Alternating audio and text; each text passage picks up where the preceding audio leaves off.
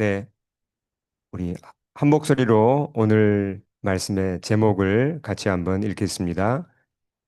주님이 바리새인들을 포기하실까? 네, 누가복음에는 어, 기도를 가르치시는 그 비유가 세 가지가 나와 있다고 했죠. 예, 복음서 전체에서 비유를 통해 기도를 가르치신 것은 세 개밖에 없는데 모두 누가복음에 나오고 오늘 이제 마지막 바리새인과 세리의 기도를 보겠습니다. 어, 누가 우리가 기도할 때 누구 이름으로 기도를 하는 거죠? 예수님의 이름으로 기도를 하고 또 예수님이 들으십니다. 근데 예수님이 우리에게 기도를 가르쳐 주신 거죠. 예. 어떤 우리가 기도에 관한 책을 읽는 것보다 훨씬 중요한 것이 예수님이 가르치신 이 기도에 관한 교훈들을 잘 이해해야 기도를 바르게 할 수가 있죠. 어, 자, 이 비유는 누구에게 주신 것인지 먼저 우리가 짚어보겠습니다. 같이 읽어보겠습니다. 9절 읽겠습니다. 스스로 의롭다고 확신하고 남을 멸시하는 몇몇 사람에게 예수께서는 이 비유를 말씀하셨다. 네. 근데 이렇게 표현되어 있는데 이제 본문을 보시면 이 사람들이 주로 이제 바리새인들이란 걸 알 수 있습니다. 네, 그들을 이제 스스로 의롭다고 확신하고 그러니까 하나님하고는 큰 관계없이 자기 스스로 자기가 어, 의롭다고 확신한다. 그러니까 다른 표현으로 하면 나는 하나님 앞에서 전혀 부족할 것이 없이 하나님 앞에 내 신앙생활을 잘하고 있다는 그런 믿음을 가진 사람들이죠. 예. 그리고 실제적으로 사람들이 볼 때는 굉장히 경건하게 사는 사람들이에요. 근데 워낙 이 사람들이 스스로 경건하게 살고 열심히 성경을 많이 알고 성경대로 살고자 애쓰다 보니까 그렇지 못한 사람들을 또 멸시하는 경향이 있죠. 근데 이런 사람들을 향하여서 이 비유를 말씀하셨어요. 자, 바로 앞에 누가복음 오늘 이 말씀 바로 앞에 나온 비유가 뭐였죠? 우리 지난 시간에 배웠던 끈질긴 과부의 비유였습니다. 근데 끈질긴 과부의 비유는 누구에게 주셨다 그랬습니까? 그 앞에 17장을 참조해 보면 그 제자들에게 하신 말씀이에요. 물론 제자들만 들으라고 하신 말씀은 아니지만 1차 대상이 제자들에게 주신 거였습니다. 끈질긴 과부의 기도는. 근데 지금 이 바리새인과 세리의 기도라는 이 비유는 1차 대상이 누구라고요? 1차 대상이 지금 바로 여기 있는 이 사람들입니다. 바리새인과 같은 사람들에게 주신 거예요. 예수님이 지금 말씀하실 때 제자들도 모여 있고 바리새인들도 옆에 몇 사람 섞여 있고 다른 대중도 같이 있었겠죠. 그런 상황 속에서 특별하게 그 바리새인들을 향하여서 주님이 이 말씀을 주신 겁니다. 네. 자, 비유 속으로 한번 들어가 보죠. 자, 두 사람이 기도하러 성전에 올라갔습니다. 성전에 예루살렘 성전에 마음 먹고 올라간 거죠. 근데 한 사람은 바리새인이고 한 사람은 세리였습니다.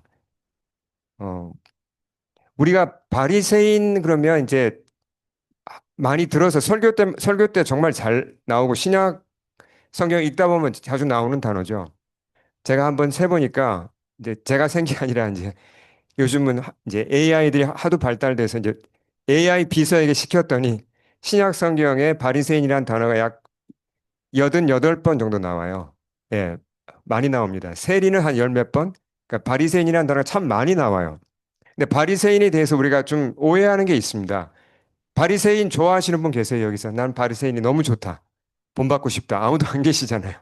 바리새인 그러면 대부분 어떤 이제 생각을 가지고 계시죠? 예, 그러니까 아주 위선적이고 잘난 척하고 성경은 많이 알지만 그러나 속은 아주 부패해 있고 아주 나쁜 사람들 그렇게 생각을 하고 있습니다. 근데 성경을 보면 꼭 그렇지는 않습니다. 우리가 이제 선입견을 버리고 바리새인들 다시 봐야 돼요. 예를 들면 신약 성경 전체를 다 찾아봐서요. 바리새인을 비난한 사람은 딱 두 명밖에 없습니다. 두 사람. 그러니까 바리새인을 향하여 저 사람들 문제를 지적하고 잘못됐다고 한 사람은 딱 두 사람밖에 없습니다. 누구냐면 예수님. 그리고 둘째 누구죠? 아니요.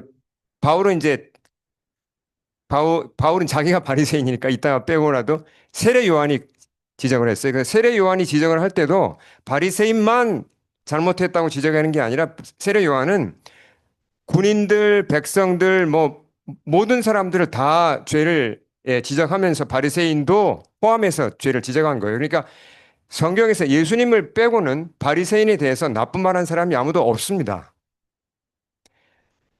자, 바리새인을 그래서 우리가 오늘 좀 바리새인의 이미지를 제가 좀 이렇게 좀 많이 잘못된 이미지를 제가 좀 많이 좀 이렇게 좀 업그레이드를 좀 해야 되는데요.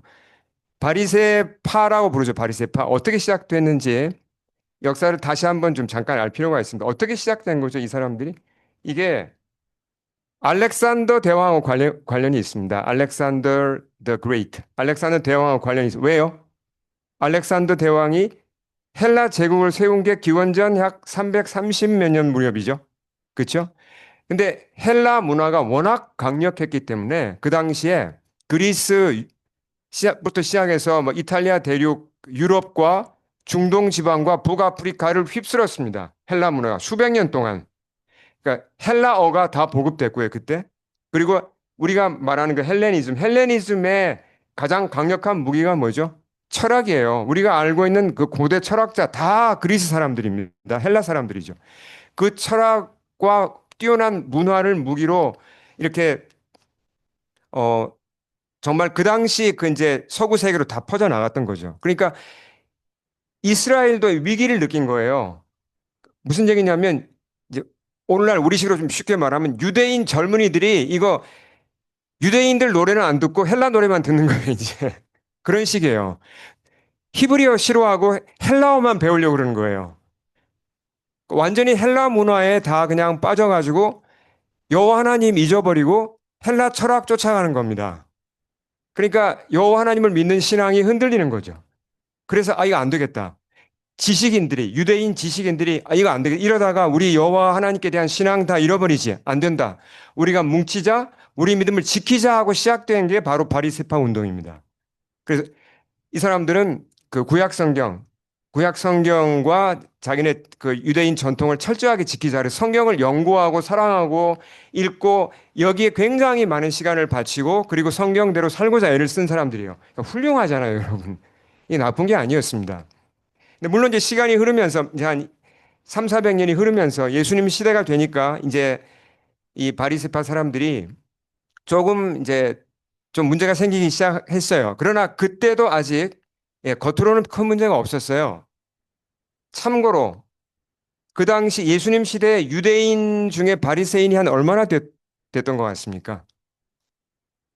그 유대인 역사가 요세푸스라는 사람이 있잖아요. 그 요세푸스가 쓴 책을 보면 그 기록은 뭐 믿을 만한 책인데 당시 유대인들의 인구가 약 한 400만 명이었고요. 바리새인이 약 6천 명이었습니다. 6천 명이었으면 인구 1,500명 중에 한 명 정도가 바리새인이에요. 그러니까 그렇게 많지 않아요.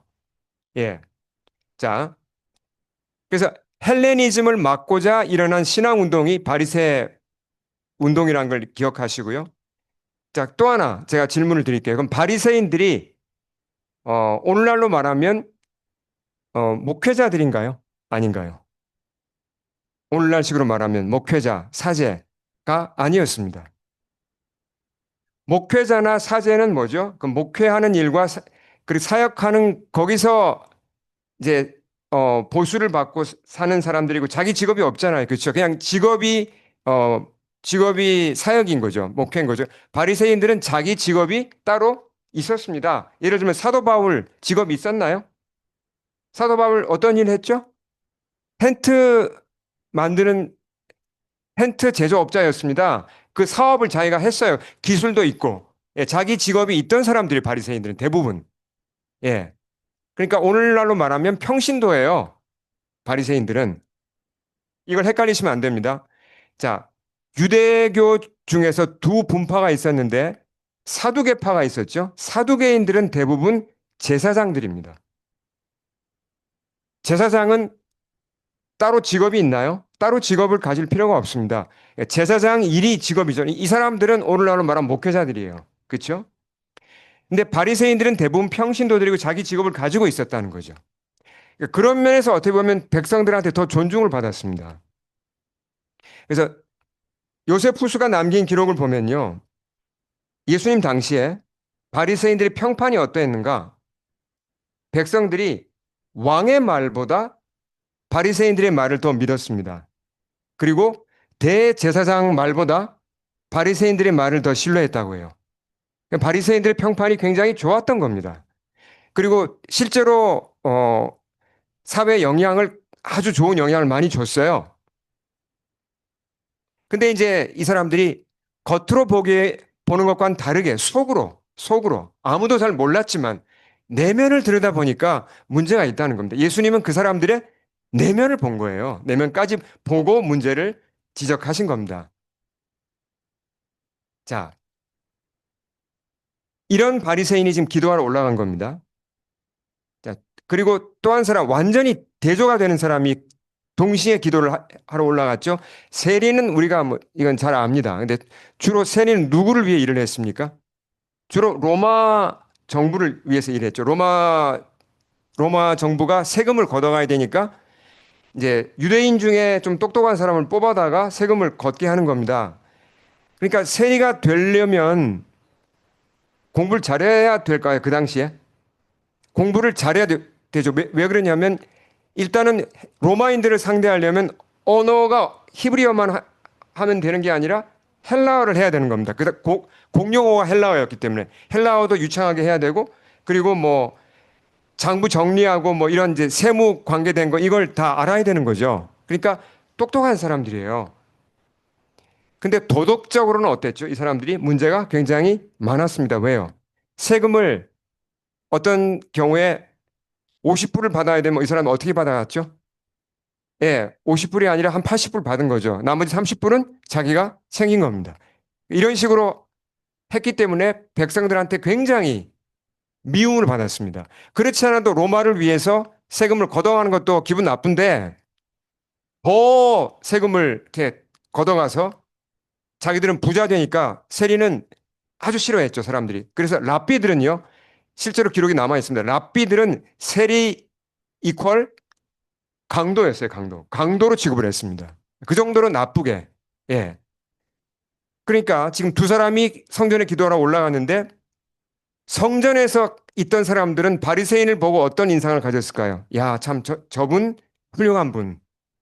본받아야 될 분으로 생각한 사람이 지금 기도하러 들어온 겁니다. 세리가 나타났어요. 저 근처로 가지 말아야지. 저 기분 나빠. 재수 없어. 이렇게 여기는 두 사람이 지금 기도를 하고 있는 겁니다. 근데 기도의 내용을 예수님이 말씀하십니다. 자, 바리새인의 기도 내용을 보겠습니다. 우리 같이 한번 읽겠습니다. 바리새인은 서서 따로 기도하여 이르되 하나님이여 나는 다른 사람들 곧 토색 불의 간음하는 자들과 같이 아니하고 이 세리와도 같이 아니함을 감사하나이다. 나는 일에 2번씩 금식하고 또 소득의 11조를 드리나이다 하고. 근데 이 말 자체가 거짓말일까요? 아니 이 말 자체는 사실일까요? 이건 사실입니다. 그러니까 이렇게 사는 게 쉬울까요? 정말 이건 쉽지 않습니다. 보세요. 그 이런 뭐 돈을 뺏는다든지 불의를 행한다든지 간음을 행하는 이런 절대로 이런 걸 행하지 않았고 또 세리처럼 그렇게 비겁하게 살지도 않았고 더 나아가서 율법을 어느 정도 잘 지켰죠?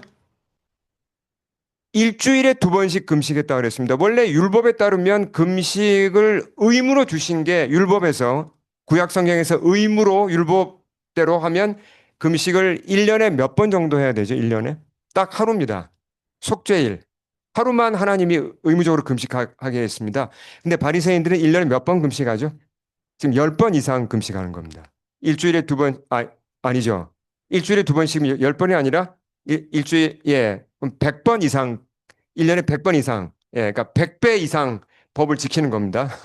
그리고 소득의 11조 같은 경우도 영어로 보시면 모든 소득의 11조라는 표현이 나옵니다. 그러니까 11조가 의무가 아닌 부분도 다 11조를 정말 철저하게 지켜서 드린 걸 알 수 있습니다. 근데 이 기도가 왜 문제가 됩니까? 이게 왜 문제가 되죠? 어, 주님이 이 기도를 이제 문제를 삼은 것은 보면, 자, 어, 이게 기도인가요? 아니면 무슨 독백인가요? 어떻게 보이십니까? 딱 이 말씀을 띄어놨을 때, 이게 하나님께 우리가 이런 얘기를 할 수 있습니까? 그러니까 뭔가 이상하죠. 그러니까 이걸 긍정적으로 보면 이렇게 볼 수 있어요. 긍정적으로 보면 이렇게 마치 이런 기도를 하는 거죠. 하나님, 저 열심히 살았어요. 하나님, 저 하나님 법 지키려고 정말 애썼고, 하나님, 그래도 주일도 지키고, 헌금도 드리고, 제가 거짓말도 하지 않고, 정말 법대로 살려고 살기 위해서 애썼습니다. 하나님, 저 잘했죠? 이런 기도거든요. 그러니까 이 기도가 그렇게 일단 나빠 보이진 않잖아요. 근데 뭐가 빠졌습니까? 지금 보면 뭔가 빠진 게 있어요.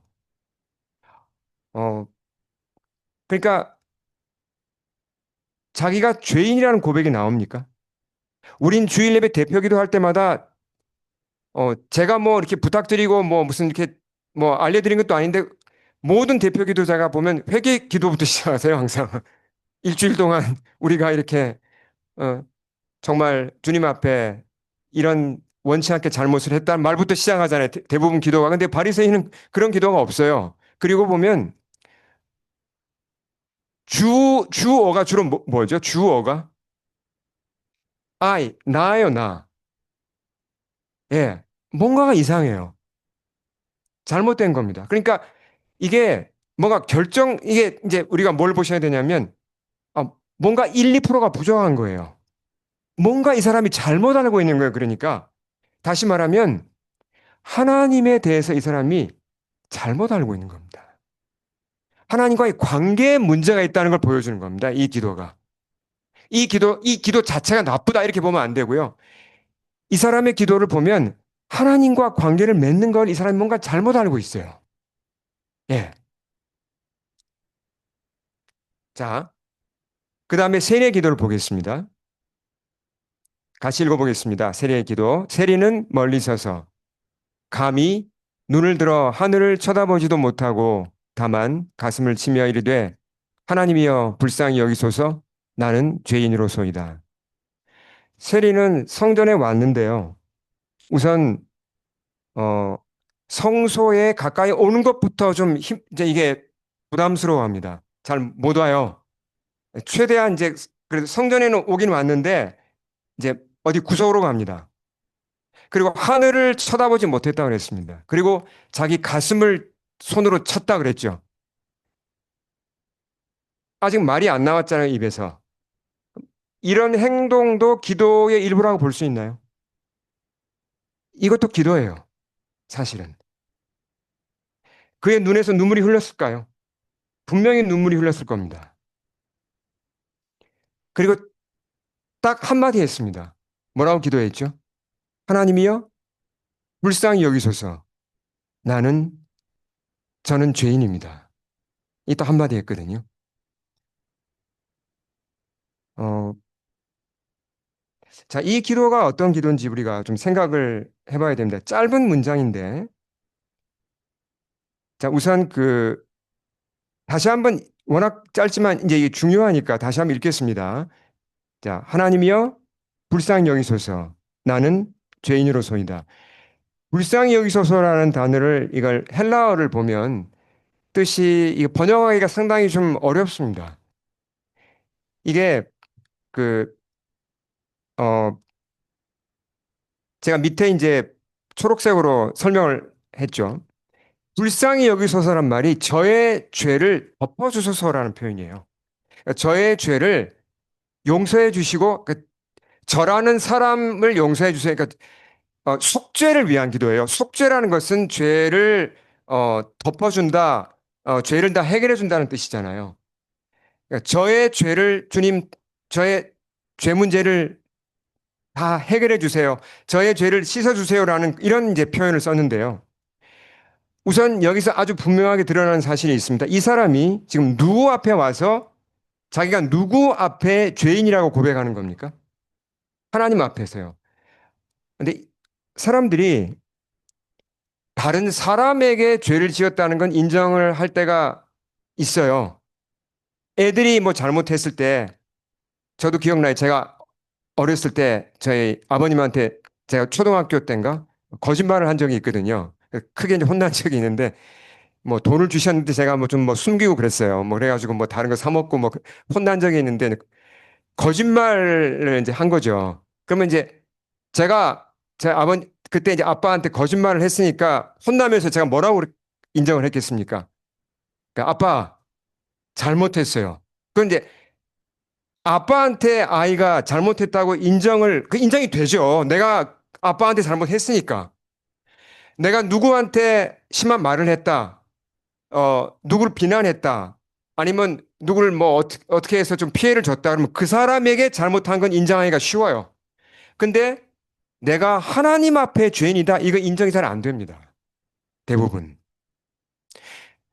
내가 정말 하나님 앞에 죄를 범했고 그 죄가 너무 커서 내가 견딜 수 없다. 이대로 가면 나는 망한다. 나는 심판을 피할 수 없다. 큰일 났다라고 위기감을 느낀다면 이 세리의 마음을 이해하십니다, 여러분이. 근데 아직 한 번도 그런 적이 없다. 나는 내가 왜 하나님께 죄를 범했지? 이해가 안 되는데? 그렇다면 이 세리를 깊이 한번 연구해 보셔야 돼요. 거기서 사람의 영원한 운명이 갈라집니다. 하나님 앞에 내가 죄인이라는 게 깨달아지고 인정이 되고 그래서 이거 어떡하지? 큰일 났다. 그런 마음이 든다면 그 사람은 구원으로 가고 있는 겁니다. 근데 전혀 잘 모르겠다. 내가 왜 죄인이지? 하나님 앞에 왜 죄인일까? 아직 이게 이해가 안 된다면 더 열심히 성경을 보셔야 돼요. 더 열심히 말씀을 들으셔야 됩니다. 어, 그러면서 자기 죄를 용서해 달라고. 하나님의 심판을 피할 수 있게 달라고 긍휼만 구하는 겁니다. 뭐 이 사람이 핑계를 대는 게 있습니까? 아무런 핑계를 대지 않아요. 하나님 저 어쩔 수 없었어요. 상황이 그랬어요. 그런 말 합니까? 아니요. 그냥 자기 죄를 그대로 인정합니다. 근데 긍휼만 구하는 거죠. 자, 이 말씀은 좀 누가 해주신다고요? 하나님이신 예수님이 해주시는 겁니다. 하나님이 사람들에게 가장 듣기 원하시는 기도가 뭘까요? 바로 이 기도입니다. 바로 이 기도를 듣기 원하시는 겁니다. 기계적으로 하는 게 아니라 내 마음에서부터 깨달아져서 인정이 되어서 이 기도를 한다면 하나님이 가장 기뻐하시는 겁니다. 여러분 믿으십니까? 아멘.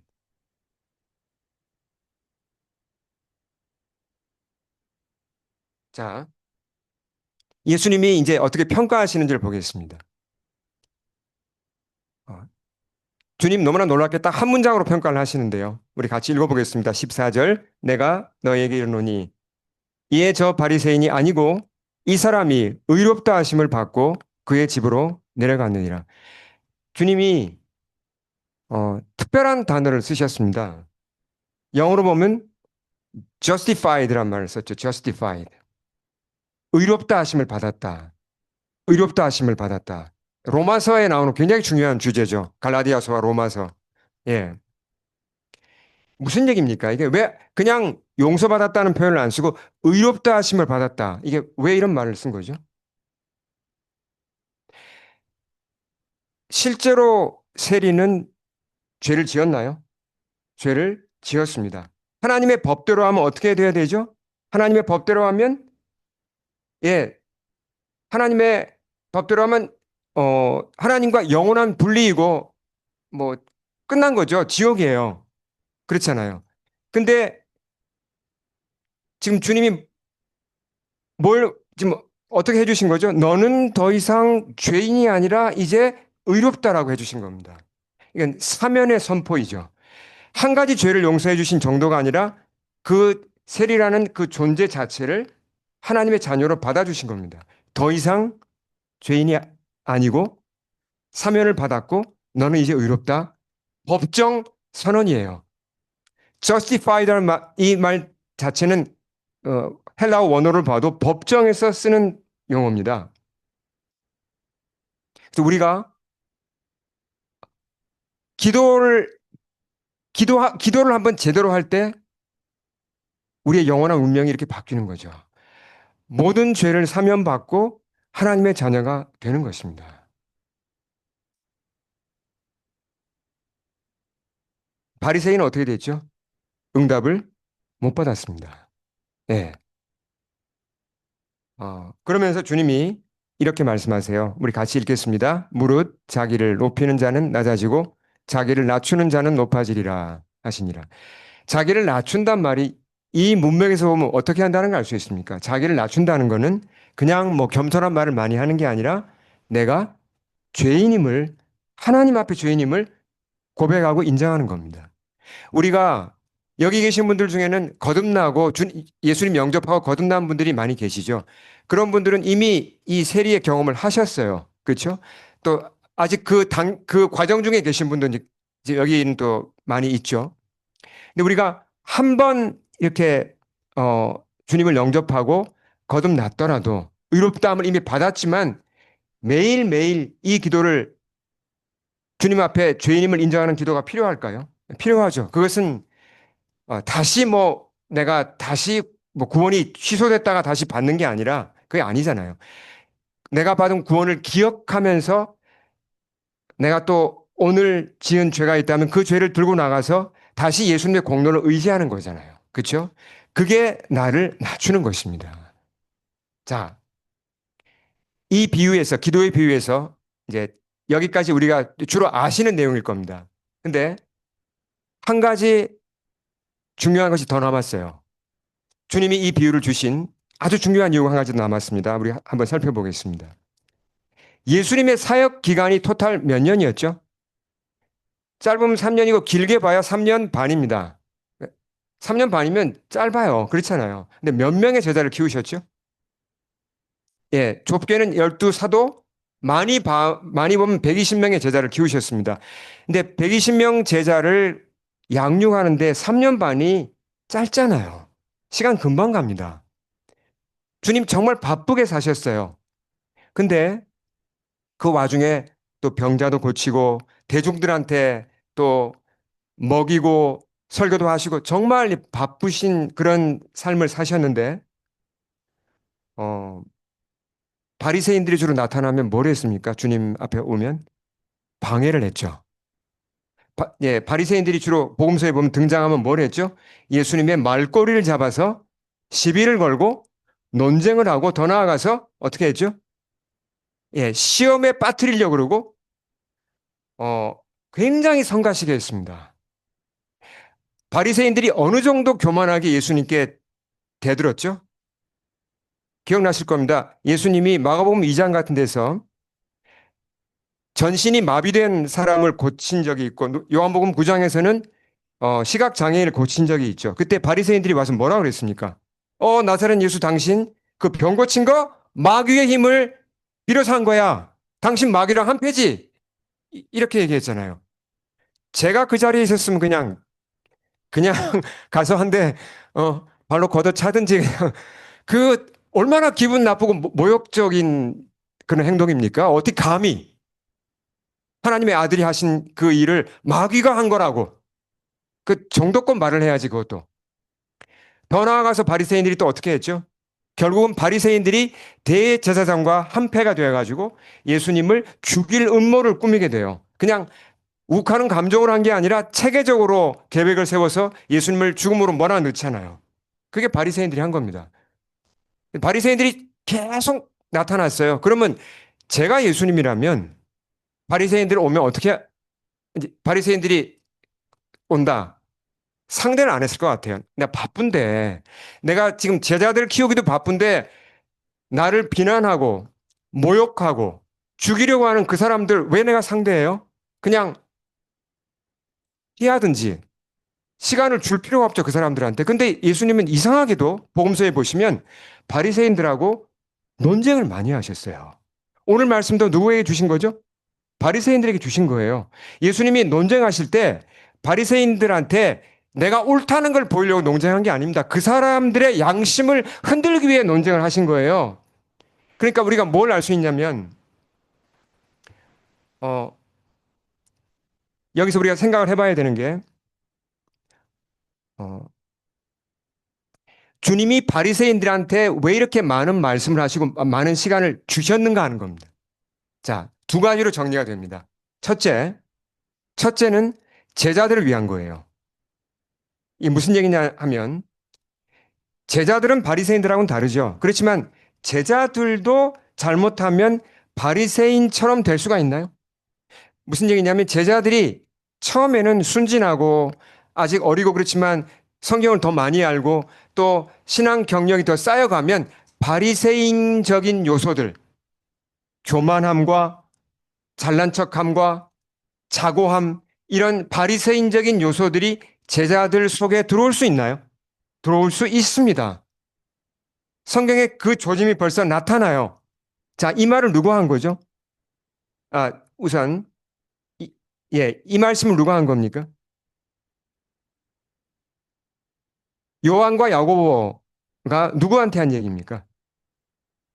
예수님께 했는데 그 대상이 누구예요? 불태우고자 하는 대상이 누굽니까? 이게 사마리아 한 마을을 지나가다가 사마리아 사람들이 예수님과 제자들을 거절하니까 요한과 야고보가 지금 뭐라 그러냐면 예수님, 이 사람들 불태워 죽이자 그랬어요. 아니,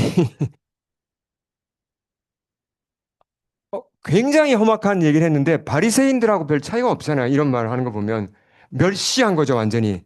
이 쓰레기 같은 놈들이 우리를 예수님을 거절하다니 이 너희들은 다 그냥 불타 죽어야 돼. 잘못하면 제자들도 바리새인적인 요소가 들어가서 바리새인처럼 될 수 있다는 겁니다. 그래서 예수님이 보면 이렇게 경고하셨어요. 바리새인의 누룩, 외식을 주의하라고 그러신 겁니다. 예.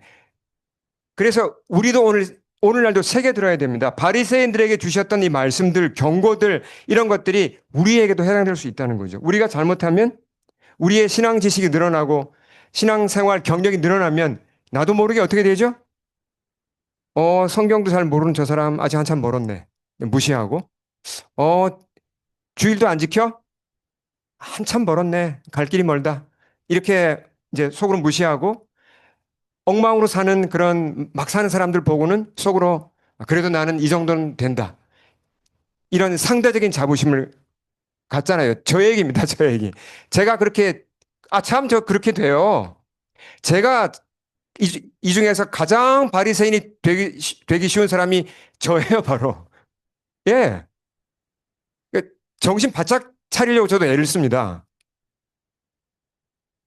자, 두 번째 이유가 있습니다. 무슨 얘기냐면 주님이 바리새인들에게 그렇게 많은 시간을 내어주시면서 논쟁을 하시고 그들을 도와주신 두 번째 이유가 있습니다. 그게 뭐냐면 주님은 바리새인도 사랑하셨기 때문이에요. 도와주기 원하셨습니다. 근데 여러분 세계사를 보면 참 위대한 인물들이 많습니다. 뭐 간디 같은 사람 얼마나 위대합니까? 뭐 소크라테스, 뭐 공자 참 위대한 사람 참 많죠. 근데 아무리 위대한 사람도요. 자기를 모욕하고 죽이려고 하고 조직적으로 반대하고 그런 무리를 받아준 사람 저는 못 봤습니다. 혹시 아는 분 계세요? 그런 분 중에?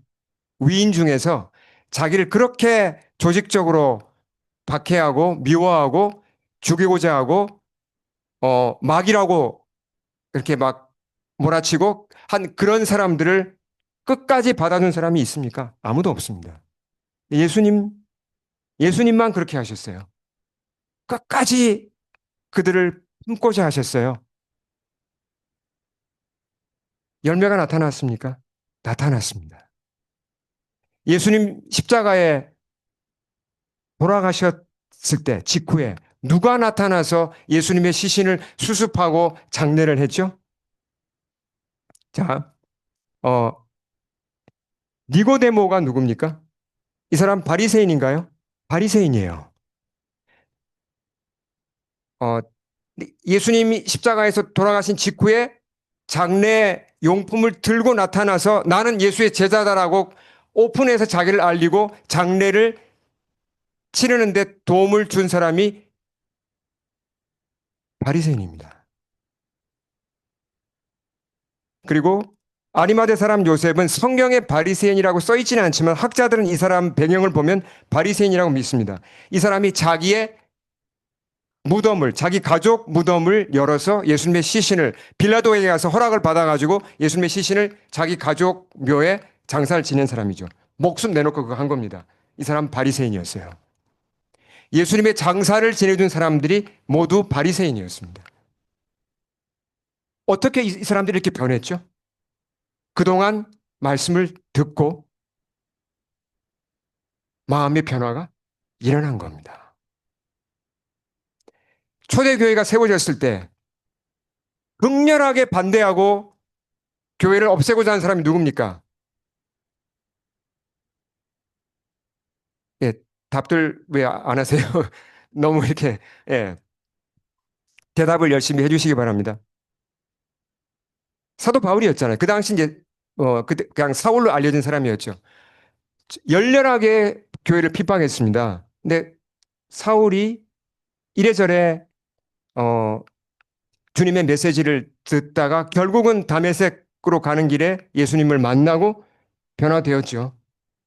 바리새인이잖아요. 바리새인 중에 바리새인이라고 그랬잖아요. 바리새인 중에 바리새인인 이 사람이 로마 제국 전체에 복음을 전합니다. 유대인들은 이스라엘 밖에 복음을 못 전했어요. 밖으로 나간 사람이 거의 없잖아요. 근데 로마 제국 전체에 복음을 전하는 핵심 인물이 누굽니까? 바리새인이에요. 변한 겁니다. 바리새인들이. 어떻게 변한 겁니까? 예수님의 그 사랑 때문에. 끝까지 품어주시는 사랑 때문에. 더 나아가서 여러분, 오늘 우리가 읽은 누가복음 이건 누가 쓴 겁니까? 누가가 쓴 거죠. 근데 누구의 권위하에 쓴 겁니까? 바울의 권위 아래, 감독 아래 쓴 겁니다. 뭐 거의 바울이 썼다고 봐도 됩니다. 사도행전 누가 썼습니까? 누가가 썼지만 바울의 감독하에 쓴 겁니다. 신약 성경의 거의 절반을 바울이 쓴 겁니다. 바리새인이 쓴 거예요. 어떻게 이런 일이 일어납니까? 이걸 보면요. 바리새인들이 변한 걸 보면 예수님이 얼마나 위대하신지가 드러납니다. 이건 예수님밖에 할 수 없는 일이에요. 역사를 보면, 인류 역사를 보면요. 인류 역사에는 이렇게 크게 두 가지 종류의 사람이 있습니다. 세리 타입의 사람. 막 살고, 죄 짓고, 엉망으로 살고, 주님 모르고, 그러다가 주님께 돌아온 사람들도 있어요. 많죠? 근데 바리새인 타입의 사람들이 있습니다. 성경 알아요? 기독교 가정에서 태어납니다. C.S. 루이스 같은 사람들. 근데 인류 역사를 보면 세리와 같은 사람들도 주님의 사랑에 감동해서 돌아와서 변화되고 바리새인과 같이 교만한 자들도 결국은 예수님의 사랑에 감동해서 변화가 많이 된 겁니다. 그래서 우리가 기도하는 대상이 누군가, 우리가 기도를 아뢰는 대상이 누군가, 이처럼 위대하신 예수님이세요. 주님의 이 사랑 덕분에 우리가 이 자리에 있는 것입니다. 세리가 그냥 불쌍히 여겨달라고 그런다고 세리가 용서받습니까? 세리 잘못했잖아요. 엄청 많은 죄를 지었잖아요. 근데 그냥 의롭게 됩니까? 안 되죠. 세리가 지은 모든 그 죄, 뒷감당 누가 다 한 겁니까? 누가 대신 벌을 받은 겁니까? 예수님이 다 감당해 주신 거잖아요. 그 예수님이 계시기 때문에 우리는 감사하고 나아가서 기도할 수 있는 것입니다. 우리 함께 주님 앞에 엎드려서 선포된 말씀에 응답하시겠습니다.